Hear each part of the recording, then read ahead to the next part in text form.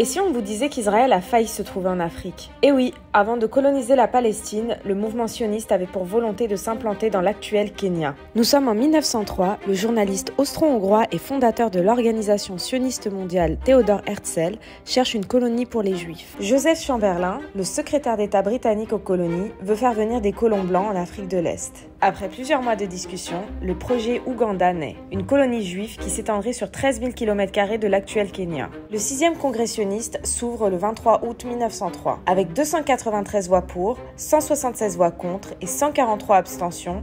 L'envoi d'une expédition en Afrique de l'Est est voté. Si Herzl meurt un an plus tard, l'expédition est quand même maintenue. L'explorateur britannique Gibbons, le conseiller scientifique suisse Alfred Kaiser et l'ingénieur russe Nahum Wilbuchevitz, seul juif de l'équipe, se rendent en 1905 sur les plateaux du Kenya, à 2000 km d'altitude. Ce dernier déteste et son avis sera décisif lors du 7e congrès sioniste 6 mois plus tard. Une très grande majorité rejette toute colonisation en dehors de la Palestine et des pays voisins. C'est la rupture entre les sionistes et les territorialistes, ouverts à une solution d'État hors Palestine et qui crée l'organisation juive territorialiste, n'abandonnant pas le projet Ouganda. Mais les colons chrétiens, déjà installés là, font pression sur le gouvernement britannique pour que ce projet soit refusé. Finalement, en 1948, toujours avec la complicité de l'Empire britannique, les sionistes finissent par installer leur colonie en Palestine et déclarer l'État d'Israël. En 2015, une petite communauté juive d'environ 150 personnes, arrivée en 1904, vivait toujours au Kenya, là où se rêvait le projet Ouganda.